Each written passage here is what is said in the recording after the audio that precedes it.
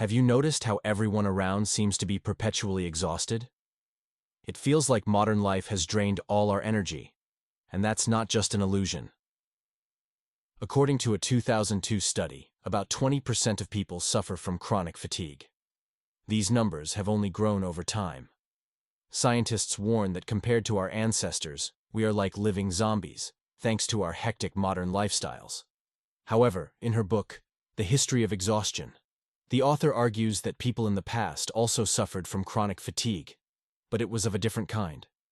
Back then, physical labor drained their energy. Later, with the Industrial Revolution, mental fatigue took over as people shifted to more intellectual work. In those times, people understood the cause of their fatigue. Today, it's more complex. Over the past 50 years, our environment has changed so much that identifying the root cause of our tiredness is challenging. Ancient workers would simply rest from physical labor to recover, and 19th century intellectuals would take a break from their papers. But modern people often don't know how to properly relax. I've noticed that watching TV shows or playing video games is often considered good rest for today's individuals.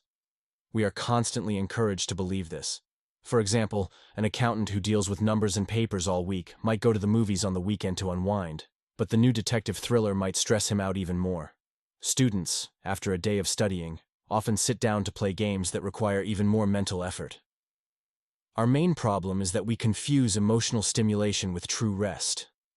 We think that if an activity is enjoyable, it must be relaxing. We watch TV, browse social media, and chat on the phone. It feels like relaxation, but in reality, we are exhausting ourselves even more.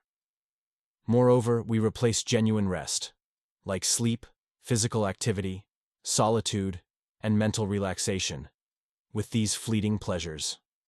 To understand how to combat modern fatigue, let's look at what has changed.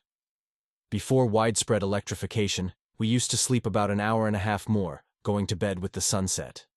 This natural transition prepared us for sleep as our brains produced melatonin and our bodies relaxed. Today, 70% of people fall asleep with a smartphone in hand. The blue light from the screen signals our bodies that it's still daytime, making it harder to fall into a deep, restorative sleep. Modern pleasures disrupt our circadian rhythms, which are crucial for proper rest. So, tip number 1. Sleep more. But it's not just sleep that we're missing. We also lack physical activity. In 1970, only 20% of jobs were desk jobs, but now it's over 70%. After sitting all day at work, we come home and sit some more. Most of us are far too sedentary, and that's a big problem.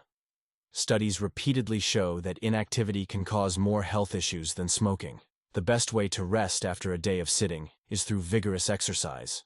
Research indicates that even the most basic physical activity can help people overcome decades-long chronic fatigue. Therefore, tip number 2, move more. Our minds also need a break. This means no screen time, no social interactions, just doing nothing, preferably in nature. Surveys suggest that this type of rest is what people need the most.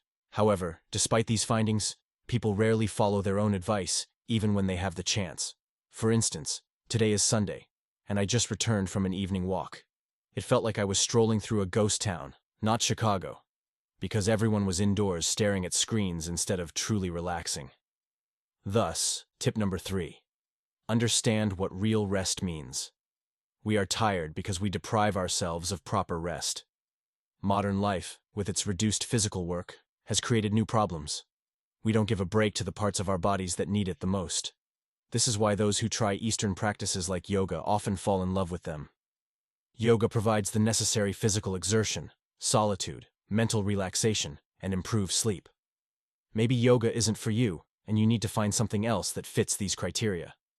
I wish you all the best in finally learning how to rest properly. Good luck.